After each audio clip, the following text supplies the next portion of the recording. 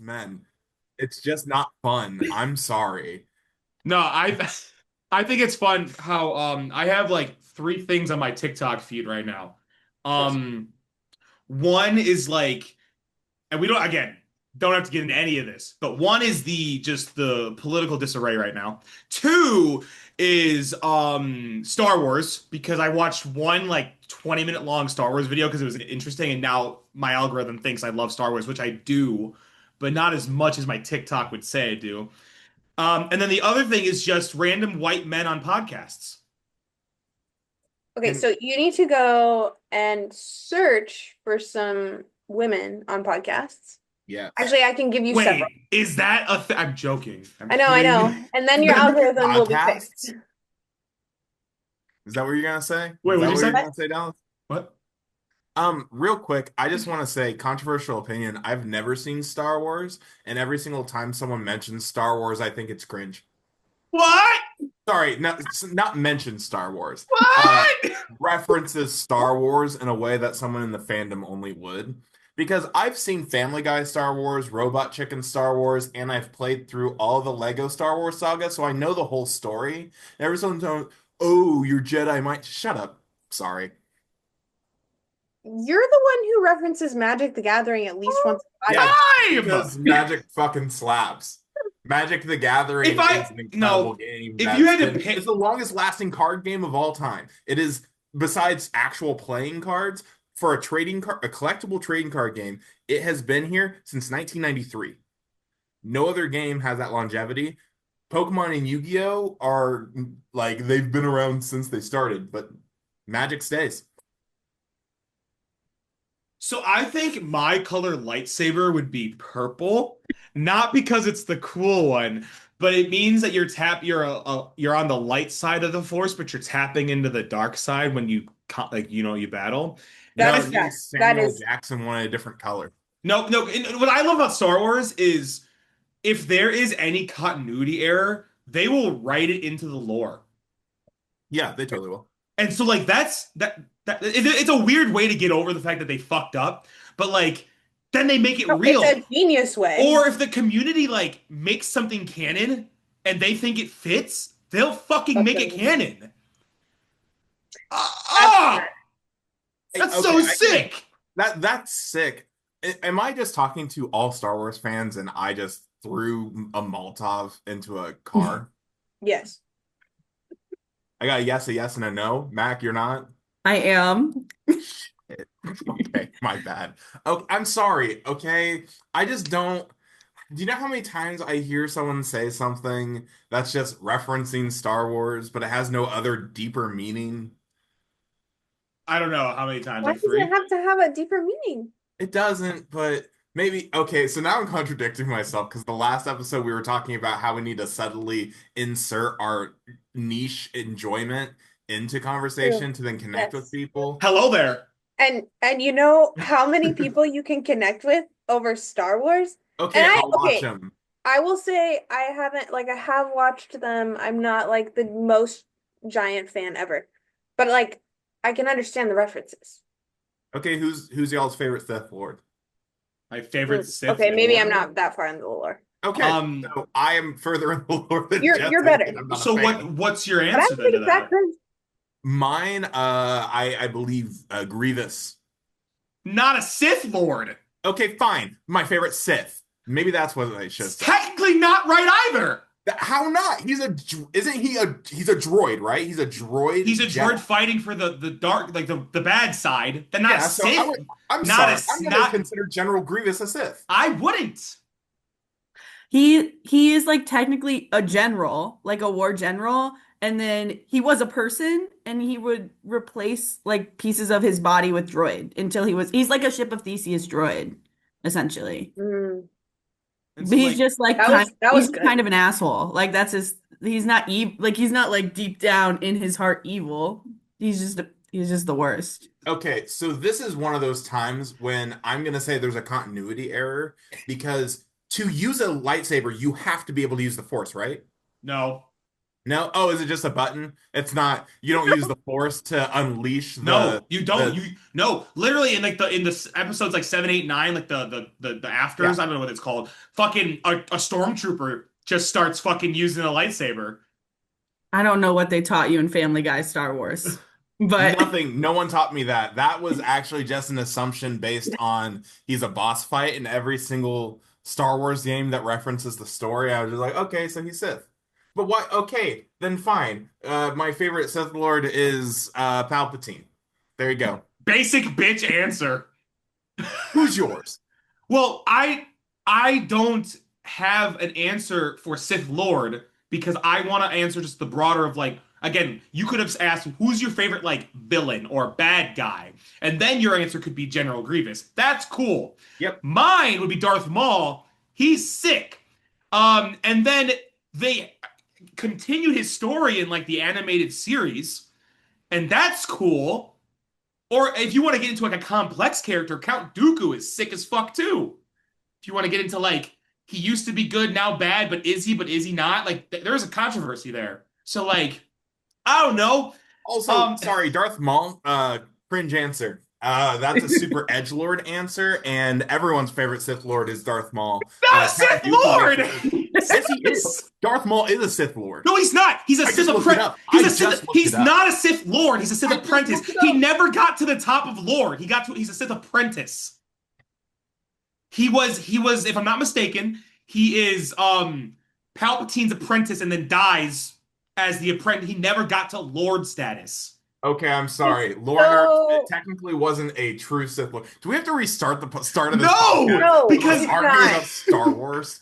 well, But well, I am gonna segue us. Gosh, you guys can plan your Star Wars themed program. Welcome back to the UMR in Summary podcast. I'm one of your hosts, Jessie B, she, her, Cornell College, and with me I have Darth Dozier, he, him, his. I've been using the Force since 2018. I work over at, no, I don't want to be Darth because I need a purple saber because I'm over at K-State. Go and purple. my name's Dallas Kenobi. And because if Ray could just say Skywalker, I could say Kenobi. So, and my name's Dallas. NDSU, he, him. I'm in my 40s. And I'm Max Shields. I use they, them pronouns, and I work at Washington University in St. Louis, where I'm a resident coordinator for residential student engagement. nice. We're And is super also happy to have you here. a green saber user. Oh, so you're more with the Force than battle. Okay, cool. Yep. Sick. So much. Thank you, Jesse. Yeah, thanks for being here. Thanks for putting up with us. Today we're here to actually talk about programming, not Star Wars. I know that's shocking to everyone. And my first question for all of y'all, starting with Mac, because you're our guest, best programs you've seen or experienced, even as a student, and what made them great? Good question. I think a lot of the best programs I've experienced, I'll get more specific, like Yeah, sweet. narrowing in, That's great. is like programs where other people are having fun first. So I'm never I'm never gonna show up somewhere and be like the only guy there and have a good time. Um, even though I have been at programs where only like two or three people attended. Um, a lot of what I saw in undergrad is I went to a STEM school for undergrad. And Yeah, so a lot of our best programs were programs that catered directly to our student population. We did a lot of Dungeons and Dragons programming. We did nice. a lot, we did a Magic the Gathering card draft. And those were awesome because we could not convince our students to do a craft, but we were like, we'll teach you how to play this game. And then they walked away knowing how to play a game they didn't before. And those are some of the best ones from undergrad.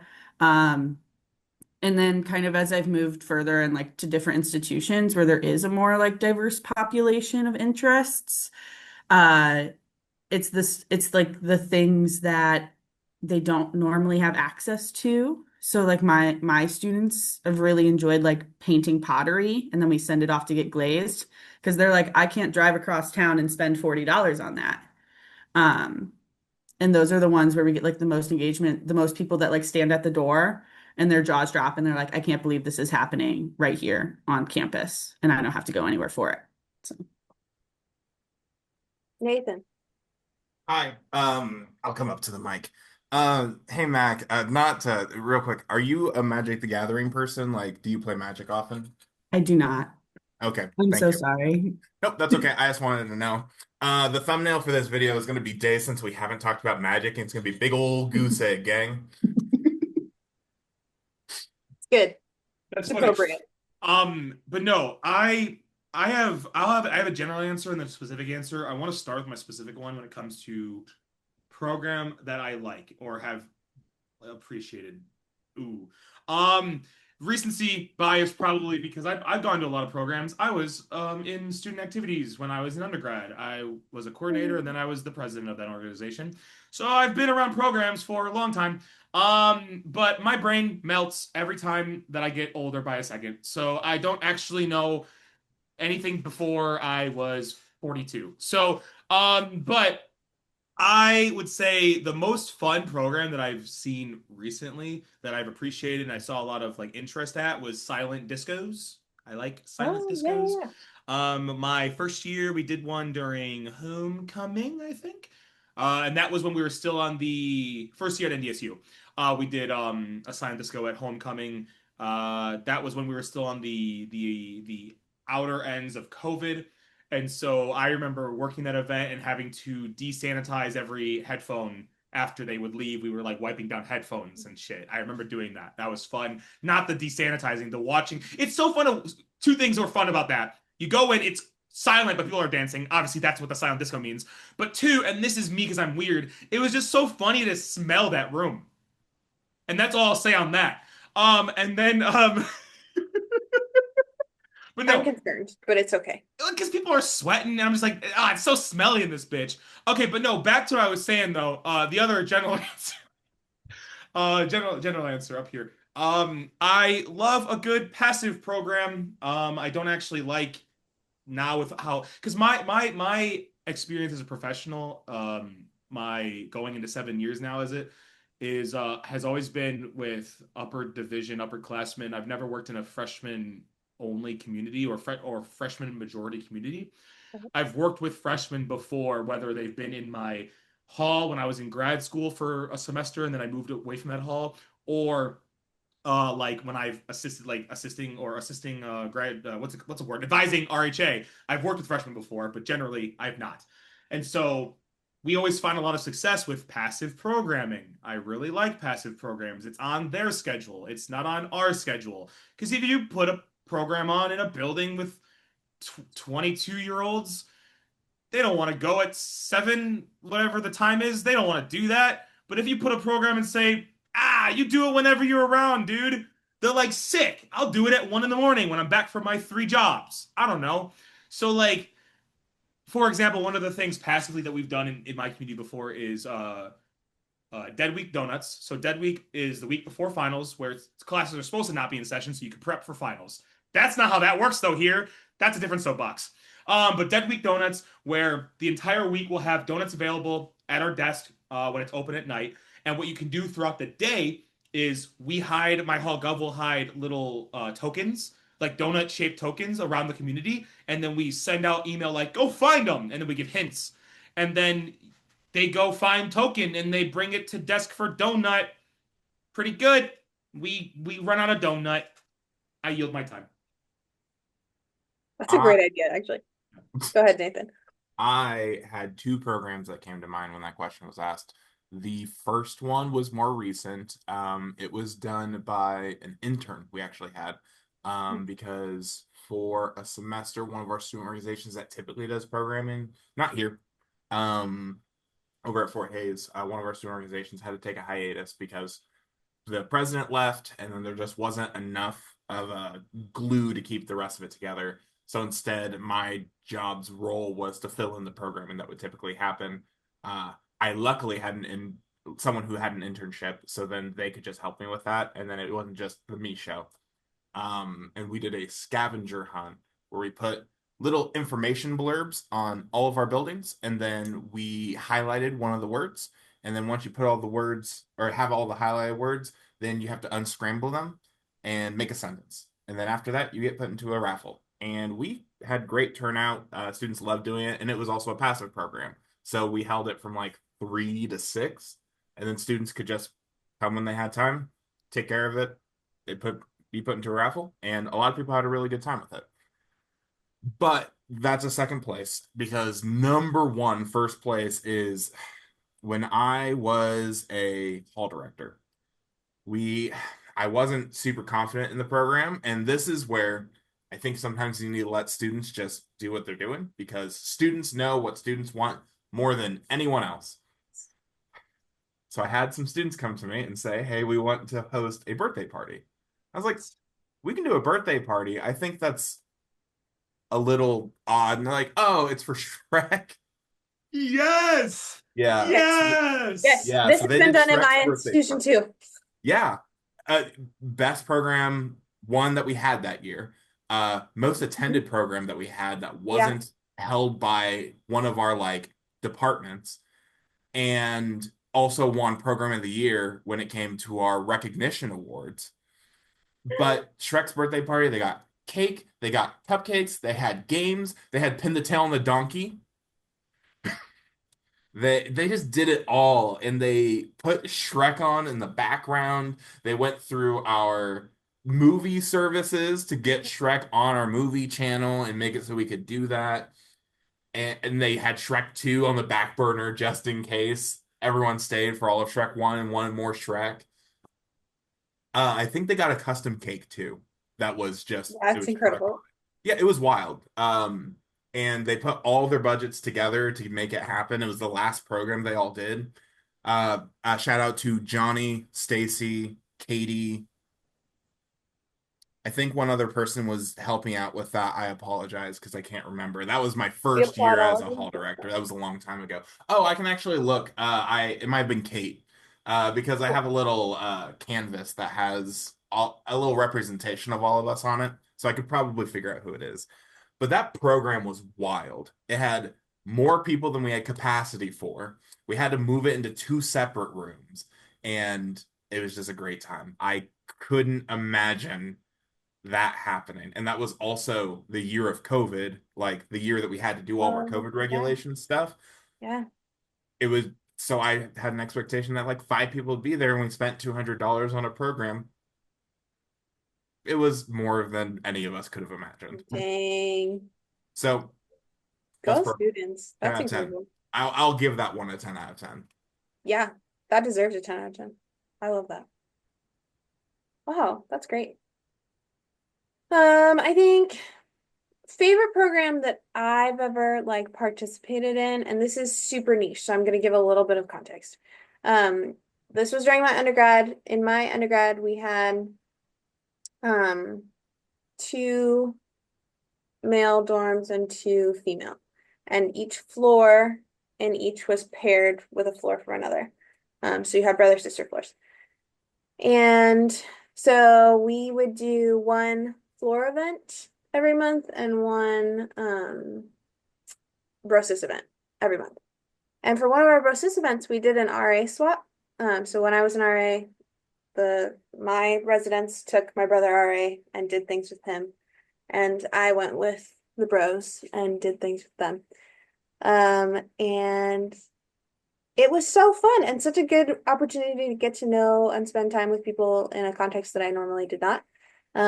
They were allowed to plan it, and I had no idea what was going to happen. It was a little crazy. They brought me to a classroom and just stared at me until I broke the silence. And then they brought me onto public transit and made me rap on public transit. And then they bought me boba. Can we get a So sample? what? Can we get a sample? No, because I failed. I mean, Boo! obviously, you Failure. I'm didn't really fail sorry. because you rapped on public transit. That's what you said. So I think I rapped like a line, You could be and a I don't remember feature. what it was. you could drop a bar here. Yeah, I need features. I maybe next time. Um, Bars.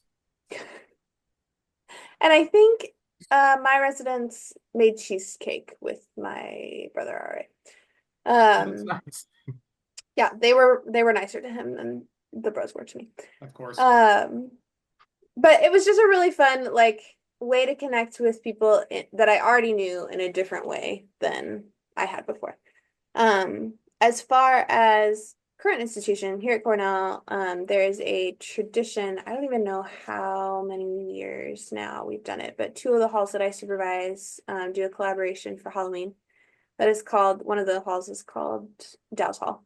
And the program is Haunted Douse. And so they make a haunted house in one of the hallways, and then they just have a whole bunch of like carnival activities. And it's very homegrown. Like we've never come up with or really thrown anything at them to do this. They just are like, this is what we want. And every year, even when like there have been a couple years now that they've been like, we don't know if anyone's gonna come because there's this other thing happening or the weather's bad or whatever. And they have an amazing turnout every year. Everyone like it's the talk of the campus for a couple weeks. So Bro, now that you've said that, you've unlocked a memory of mine, another program that we oh did yeah, tell in us. grad school. It was this was my RHA in grad school at the University of South Dakota. Was it my first year advising them? I'm trying to think of the team that was there. Oh no, this would have been second. This would have been my second year advising them. Um, we used one of the basements of one of our haunted halls, and we fucking made a haunted maze. Heck yeah. We bought like I remember like black tarps from like what's the Menards? That's the green place. Um, we bought black tarps from Menards and hung them from ceilings illegally. That's against policy. But doesn't matter. I was a professional staff member at that time, and I said it was fine. And we made like the maze, a haunted maze, and it was difficult, but it was fun. We got student actors from like the theater department to like be scarers. Um, I remember one of our rooms in the maze was like dead bodies, and we made like fake dead bodies, but there was one real one in the pile that would like and it Oh, was fucking funny. when you say Uh, there was a real one, I'm just like, dude. yeah, we had one sacrifice offering, and that was Gosh, That's very kind of them. yeah, it's very kind of them. that's more But than no, kind. but no, I forgot about that. That was sick. How'd you forget about? I'm sorry, I don't want to be that guy. How could you forget about that? I would be And traumatized. I don't want to be that guy, but it's because I've done a lot of stuff. I don't Wow. want to be that guy, but show off. All right, moving on. Now that we've discussed favorite programs, can y'all give a little context about the structure of programming at your institutions? What programming do you participate in? What do your student staff do? Go ahead, Nathan. I yield my time.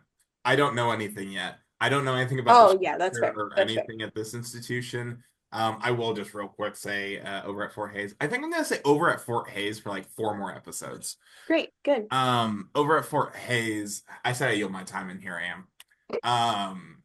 We have a programming model that essentially says how many programs that you need to do each month. I think the last programming model we had was a split between planned programming and then taking students to programming just to get students out of halls into the other side of campus. It kind of bounced back and forth. Originally, we had 2 programs a month. We slowly morphed into more of a 1 program a month model just because students didn't really like that there were so many programs and they felt like they couldn't go to everything, but they want to support their RA. So we took that feedback, adjusted a little bit. It's a little bit of a lighter load also on our RAs too, but it more had the benefit that students felt like they could go to all the programs they want to instead of having to do in a staff of 15 people, 1 program a day. Mm-hmm. That just seems like excessive. So that's kind of how we morphed into that. But yeah, now I yield the rest of my time. Great. I can go. Yeah. At WashU, we have our like 12 residential communities, all overseen by an RCD. And the RA is very similar, like a programming model. They do one program a month. Um, and then they do their big tradition every month. It's always the same. Um, and then their community council is also required to do a passive program and an active program a month. And you may be like, wow, that's a lot of programs. And then RHA does a program every 2 weeks. Um, and then we have a late night programming board under Res Life that does programs Friday nights and Saturday nights every week. Oh, wow. And then residential life, like our pro staff, we have a committee. And since we have a large international student population, they'll do programming on breaks or like off times where we can't really ask students. Like, I can't ask my students to be like, okay, your fall break, throw some programs. So we have the professional staff, like we take them apple picking, or we take them to the botanical gardens or something like that to get them off campus and let them know that we still exist even during break times. So. No, that's sick. I'm glad to hear that I mean, I knew other institutions did that, but like it's glad to hear that like another institution does do that because that's something that so I have a large population of individuals in my community that are like international students or transfer students that stay, or just people in general who just stay over break a lot in my community. I see a lot more in my hall compared to other halls that stay over break. Um, and whether or not it's well attended, I love to have at least something going Right. on, whether it's a 1 week break or in a month break. Like I want something available. Like we did. I have what we call a faculty in residence in my community, which is a faculty member that lives within the residence hall that also does programs alongside the RA programs and the Hall Gov programs. Um, and I worked with my faculty in residence. Was it this year? Don't remember. I think it was. We did. We had like a little like potluck around Thanksgiving fall break time. We did some. I think we had pies available during winter break. Spring break we took off because she was on vacation, so we just didn't do that. But we like to do something when times are for people who might just have to be around because they have to be around because they have nowhere to go. So I like to hear that. But in general, I don't know. I love programs. When you say, "Oh, it sounds like a lot of programs," dude, I think there should be more. I think we like there is if there is something going on, at least one thing going on within like your residence hall community a week, that's like ideal in my opinion. Whether it's a passive or an active doesn't matter, but I feel like there should be things going on at least once a week. I think that's a pretty easy thing to attain, which is a crazy thing to say because I know like it sounds like a lot, but it doesn't always have to be the same individuals putting things on. So we kind of because of how just gung ho I am about programming, but also like the structure that I've been able to create within my community here at NDSU, and just again like because I have a faculty residence and not every hall does, I'm able to basically achieve this where my hall gov puts something on once a month, my RAs will put something on once a month, and my faculty residents will put something on once a month. So I know there's not always 4 weeks in a month. Sometimes there's 5, but that's at least 3 weeks because we're not going to do 2 things a week. We spread it out and we work and we network and collab with one another to make sure that we aren't stepping on each other's toes and we're working together. We're not doing like the same, like if my faculty in residence is doing a craft night 1 month, maybe Hall Gov doesn't do that because why do that again? We've already had one kind of thing. And we try to do it so it's on different days and different times because I know a lot of student groups will just default to like the same time, same day because it works for them. But if something that works for the student group putting it on doesn't mean it works for the people that you're trying to put it on for. So you need to explore different times and days. But yeah, I love trying to get something going on at least at one thing a week because whether or not it's attended, like as long as there's the opportunity and the availability for it, you give the option to your residents then to attend. Whether or not they do is their prerogative. But once you stop that option, obviously you'll never have attendance because there's nothing to go to. So I have the philosophy that you should always be putting stuff on regardless of how successful it is, because you need to give the option and then they can choose to take it or not. Our philosophy had always been if you engaged one resident, then Hmm. it was a successful program. And obviously, our RAs would get discouraged when not that many people showed up for a program they put a lot of work into. Yeah. But it was just trying to, and I know that sometimes they took it as we were pandering and we were just trying to make them feel better. But truly, there are students who wouldn't have gotten out of their room that day, Yeah. or wouldn't have socialized at all with other students or with you without going to that program. So just the one student, that's worth it in a lot of ways. Unfortunately, if you spent a bunch of money out of your budget, out of the if you have a budget, but if you spent a bunch of money out of your budget for that program to only have one student go, that's a little discouraging because you did a lot of work to get there. But even one is awesome. But you can also put a little leverage on your friends. Like you can put your students who you're already hanging out with, like, hey, no one's Yeah. at this program and I'm really sad. Please come here. Yeah. And there's one student, and now they're going to get connected to that student. So that is a lot, especially for students who generally don't do a lot of socializing and a lot of getting out to meet new people. Our late night programming board, their philosophy, like before I came into the role, like mid-year, they were already telling each other, like, if your friends wouldn't come to this, why are you planning? Like, why is this the program you're doing? That's Like, good. yeah, they like already knew. And I'm like, oh my gosh, that's great. Um, and I've also had students, there's always like an optimist on your team, most likely, hopefully. Um, you, you're the optimist. Um, but I had a student who literally walked up to me and was like, everyone is so bummed about our program attendance all the time. Can I talk to them about why they don't suck? And I'm just like, yes, perfect. That's Yeah. And she did great. like a whole reframing success in programming spiel discussion conversation. Um, and once like the students talk about it, they really understand it. Um, but if you never talk about it at all, like I feel like the first thought is like my program is a failure if less than 5 people show up. So So good. Wow. I feel like I'm learning so much from this conversation. Our podcasts are usually helpful, but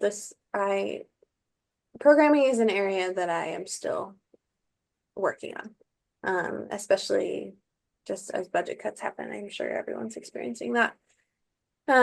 So our structure is so Cornell's on the block plan. So every cycle of classes, students do one class at a time for 3.5 weeks. So it's a 4-week cycle. They get a 2-day break and then they start again.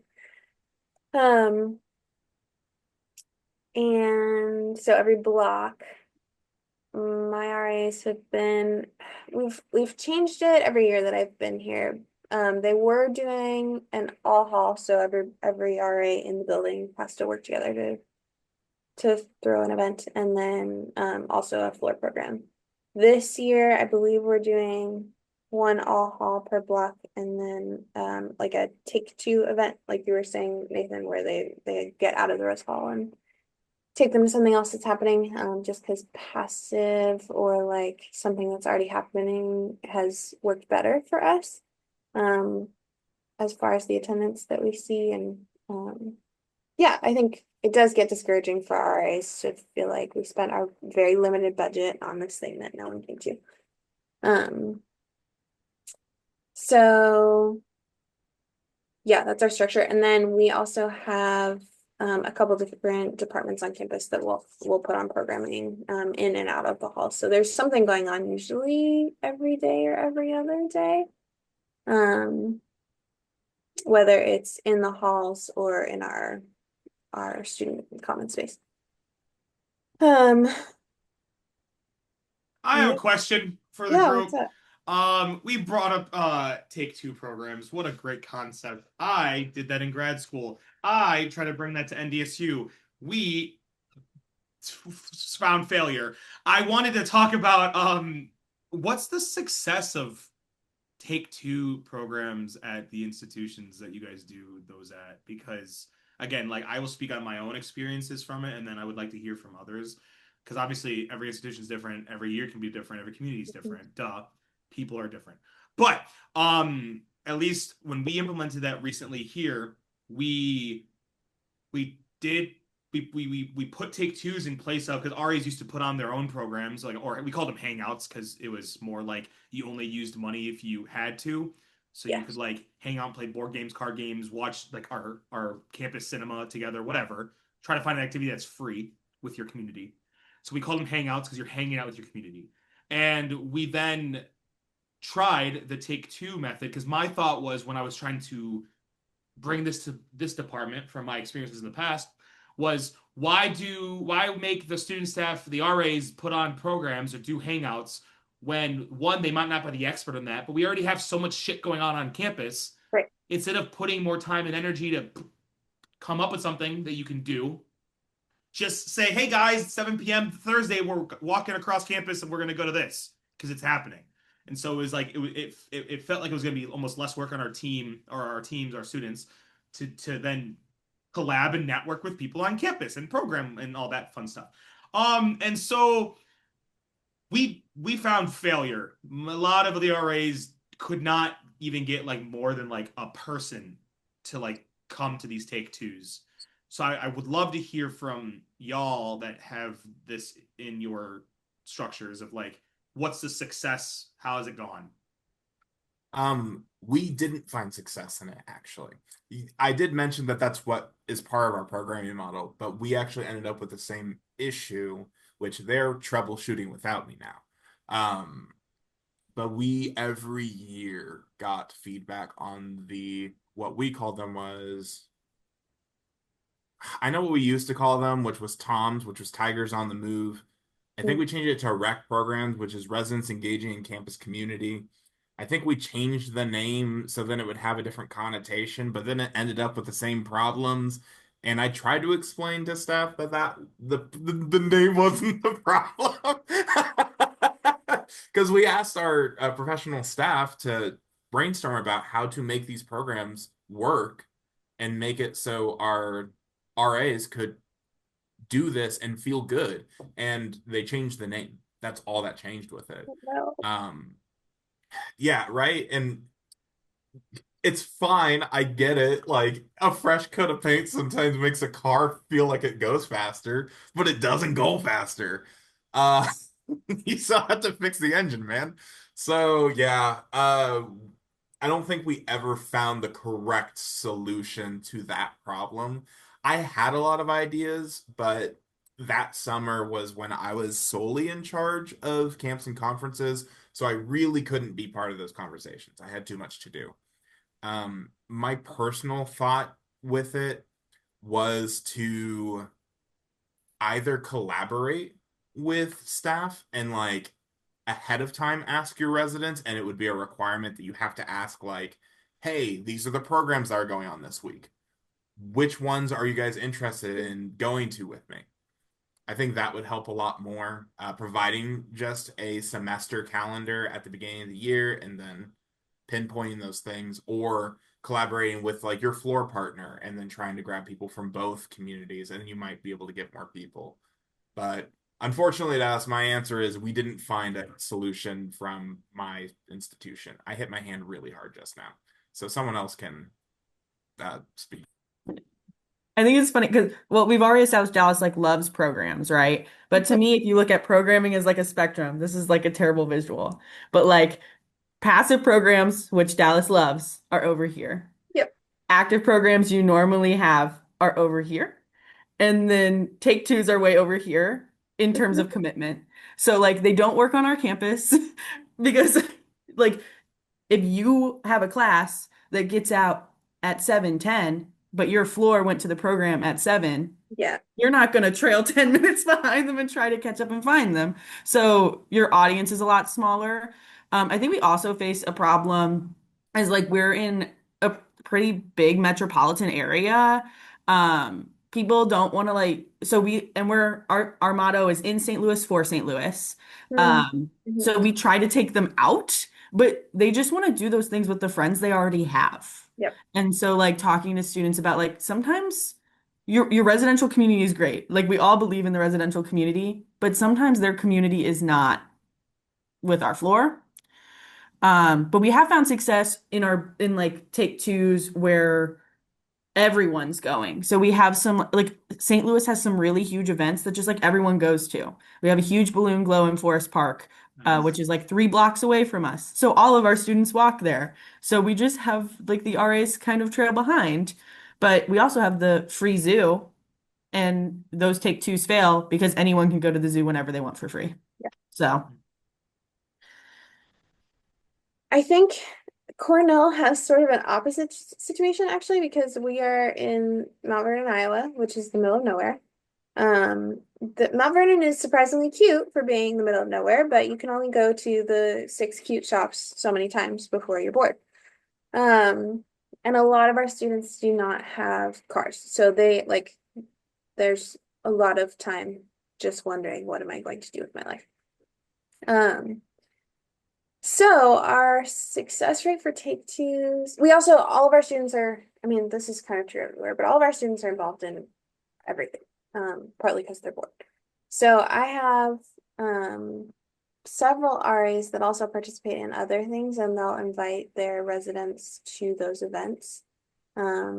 One of them who's found a ton of success, he is part of the pop contemporary ensemble, and so he'll just say, "Hey, come with me to my concert. Come hang out. Come watch me play." And they love him, and so they're like, "Yeah, well, of course we're gonna come." Um, you know, kids who are in the theater program, same thing. Come watch my show, or we're gonna go support other RA in this building and go see them. Or and athletics is the same thing. Um, what our students really don't seem engaged with is something homegrown that is in their own building, probably for the same reason that Mac, your students maybe don't want to go to the take twos, is that they want to engage with their friends. But the likelihood, because our campus is so small, of going to an event with your floor and also seeing your friends is really high. And so they tend to be more likely to engage with those kinds of events than with something that is like sequestered in their own res hall where they may not know as many people. I also think there's like, again, too many programs, but like there can't be too many programs and there also can't be too many student clubs. But at WashU, there are too many student clubs. So when we do something, it's like, Yeah. well, actually, that club is doing it right next door, the exact same thing. And oh, wait, they actually have like a cult following on campus. So good luck. But we're doing some other troubleshooting, like trying to get students to be more aware of the other things that are happening on campus, like looking at a campus calendar before we plan things. What a Um, novel idea. yeah, and we also have like it is to them, surprisingly, but we're working on it. And then also like we have a metro system, and students notoriously hate taking the metro system, even though it's free for them. They either hate it or are like, I don't know how. And so we're gonna try pitching like, come with us to the zoo. We'll teach you, well, the zoo's a bad idea. Come with us to like a baseball game, and we'll teach you how to use the metro on the way. And that also saves us money on a bus because buses are expensive and never show up on time, ever. True. Yeah, NDSU does something similar where because we have our like bus route system structure in the community that is free to students that also goes downtown and around a little bit. That during like Welcome Week activities, one of the activities during Welcome Week is teaching new students how to use the bus system, and they throw like a little event at like the transit hub on campus, and then they give like information and they let them ride around for funsies and shit like that. So like, nah, that's sick. Education, man, important. Higher education, you know? Higher education, important. Yeah, true. That I was thinking the same thing, Okay, do you all have tips for increasing engagement now that we've talked about what isn't working? Yeah. I actually do, which is I think that every program should have a reflection afterwards. I Hmm. think that every single time you do a program, you need to um, bring in whoever was involved with the planning of that program and even if you can find the people who went to it and have like a little survey. But you need to figure out why people went to that program. You need to figure out what went right. You need to figure out what you can do better next time. And then you need to figure out whether or not you can do it later. Because if you can have that and have some documentation for it, then you can also then revisit it and do it again. And I think that's probably where most programs just get lost because, for example, we haven't had another Shrek birthday party. Never did. But if we had all of the like beginning to end of it, maybe we could have pulled it off again or done it differently and better. But it just kind of gets lost in the noise of everything that we do. Right. I almost disagreed with you about the reflection thing, but I realized you meant like with the team after, like to like talk about. I thought you meant during the event with the attendees at the end Absolutely of it. not. I'm like, no, never would I ever make my Yeah. attendees do reflection of, did you like this? You could ask them in like passing after, but Yeah. like never would I be like, okay, 10 minutes, you guys are trapped here. Can we please get some data? Yeah. Hey Just do a guys, sticky note wall. Sticky note wall if you have to. the only thing that helps with a well-oiled machine of a program is taking an axe to the flow. Yeah, Yeah, exactly, for sure. exactly. That's what you should do every time. Oh shit. Uh, I'm trying to work with my students like on kind of adopting this philosophy as well, as they're so smart and already have so many great ones, is that like everyone should be able to walk away with something from a program. Um, and it doesn't have to be physical. If it's physical, it's cool. Yeah. But you don't always have the budget for that. We're in a very fortunate place where we do, but I know that's not transferable. Um, but if a student comes to your program like and they don't like crafts, is there something to do at the craft night? Is there like space to hang out? Is there space to talk to people who are doing the crafts? Or is it quite literally you come to a craft and you leave? And so making your programs like multi-purpose in a way. I think sometimes we think, oh, if we do a super focused program, we'll get those very specific students that want to do this program and they'll come out of their way to go. And yeah, if you advertise something as a craft night, you're going to get crafty folks. But there are going to be those people that want to do something that night but don't like crafts.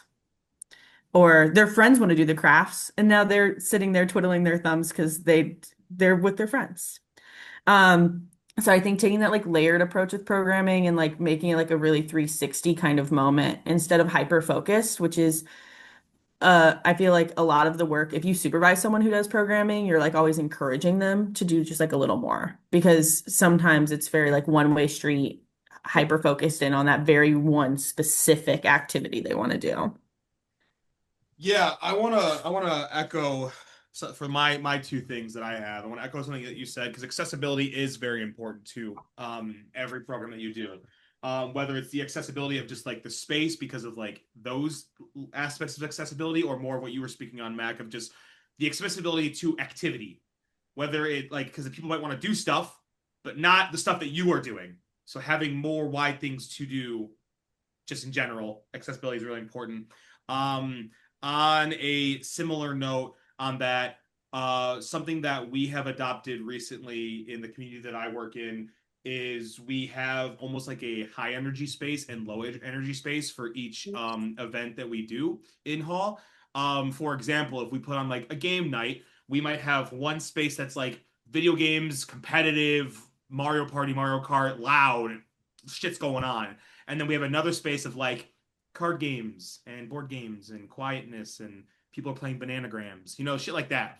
And so like high, low energy, you probably can guess where I'm at when I'm just observing those events. Uh Spoiler alert, it's the high energy room.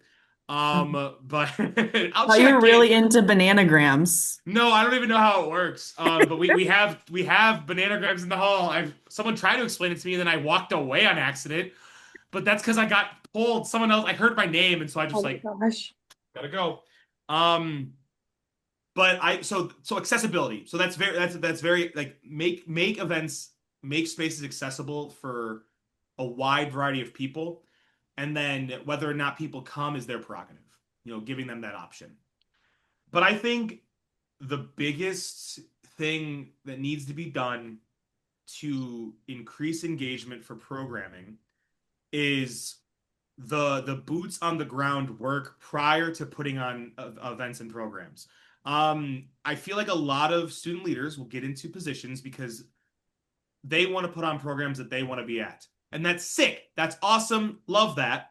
That's not always what everyone wants, or the majority of people want, or even like a few people want that you have gotten data and these rooms don't come to events. Maybe we should try to figure out what they like, kind of thing. Which is where I was going with this is there needs to be work prior or even throughout, always gathering data and assessment of like what does the community that we're serving want to see, so we fell into we did a lot of craft nights as a Hall Gov last year, because that's what the community wanted.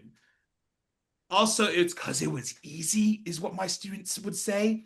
But the community did like crafts last year, so we did a lot of crafty things. A lot of we painted rocks, we made cookie decorating, we did shit like that, very crafty. But no, doing surveying prior, whether it's at we do a first hall social, the first night before classes start.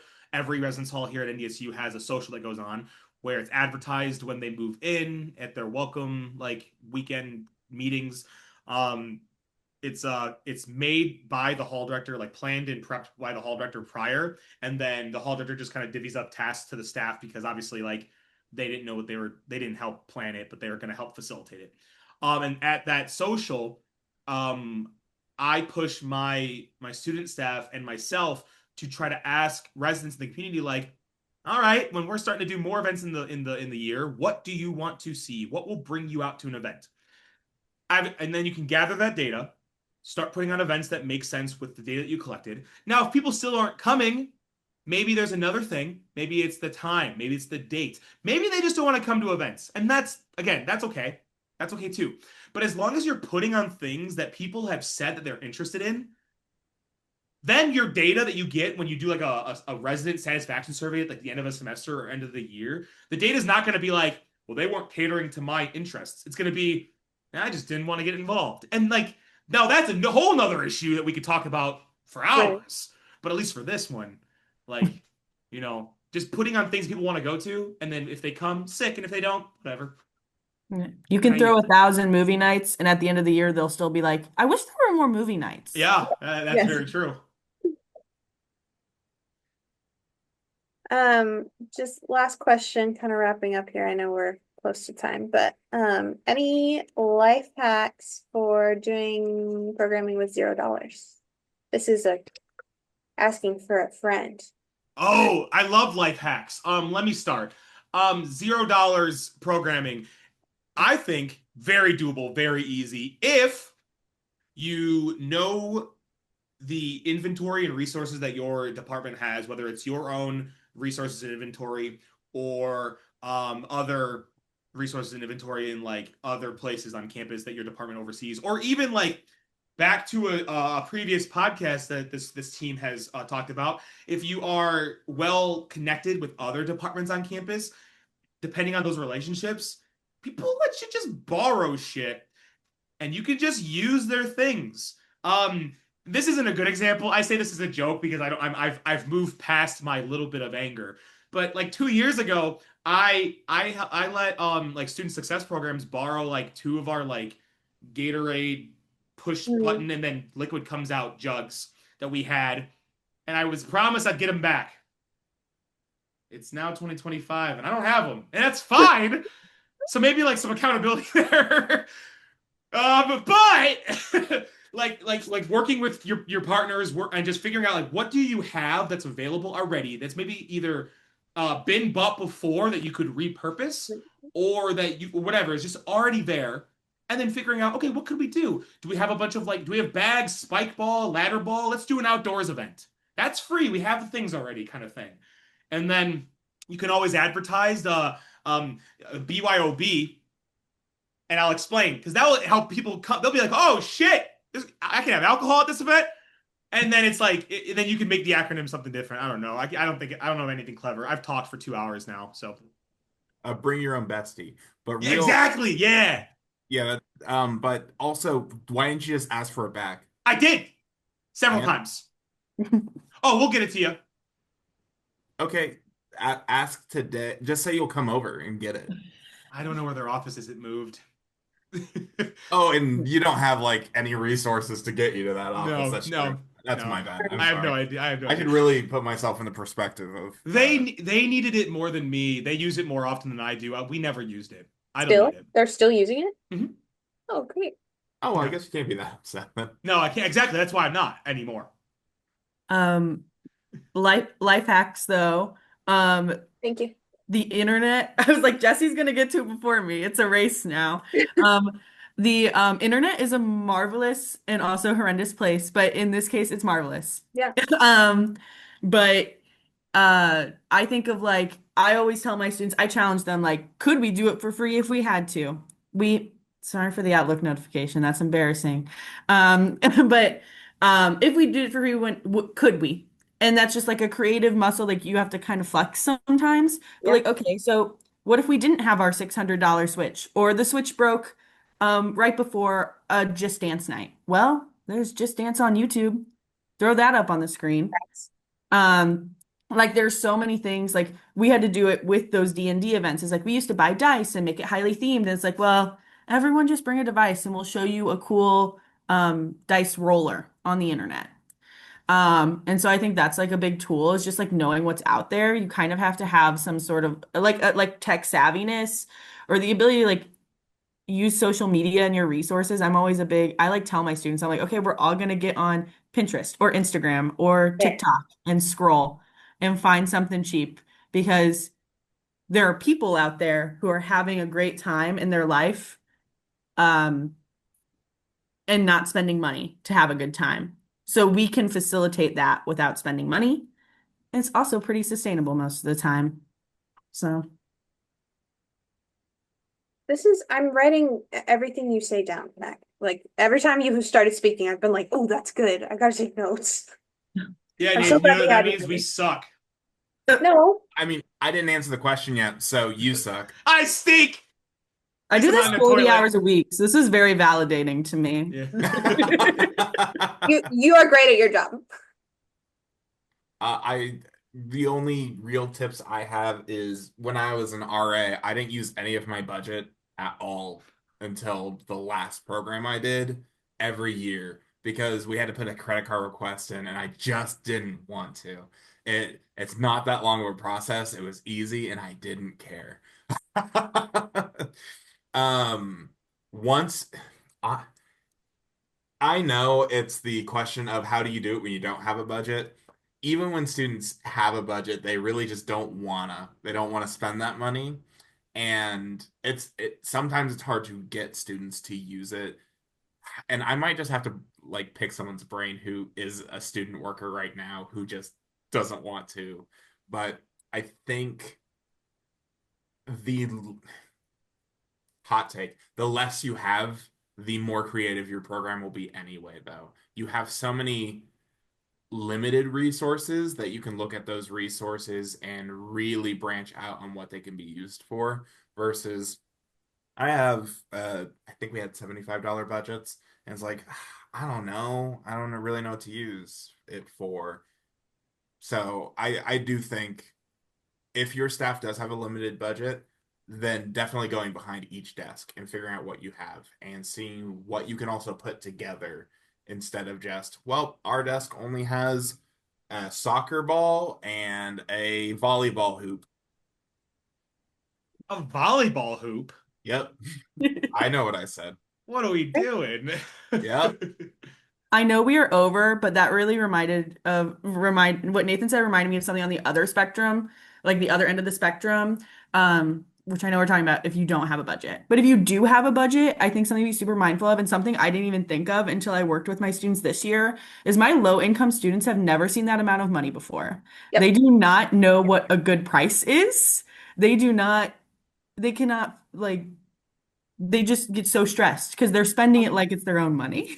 Mhm. Yes. So offering support in that realm, I think even if it's $75, when I was in undergrad, I didn't have $75 to drop on anything. So um keeping that in mind as you're like supporting students through programming. Yeah, that's a really good note because people have very, very different relationships with money, and that will come out in whatever budget you're managing for work, even if that's in a student position. Sometimes I'm just like, dude, get the name brand, bro. Like, just do. You don't need to get the 98-cent liter of pop Mountain Lightning. Just get the Mountain Dew, dude. It's fine. It's okay. Lightning. Like, it's a real thing. Mountain Lightning, not bad. Not a sponsor. Not a sponsor. Not a sponsor, not yet. Not yet. All right. So in summary, here's a bunch of ways to do programming. You all were great. I'm going to share this episode for sure with my student staff.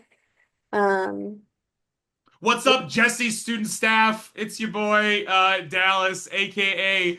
I'm done. They're going to love you for that. It's Nathan, aka Dr. Lancinese. Okay. What the fuck? And thank you, Mac, for being our guest today. Thank you, Mac. Thank you. Yeah, and don't forget to like, comment, share, and subscribe to this video. Hit that notification bell for daily notifications about what the UMR In Summary Podcast YouTube channel drops. We do more than just podcasts now. That's pretty sick. I'm screaming. Great. My cat's probably freaking out over there. You should comment down below your favorite breed of cat.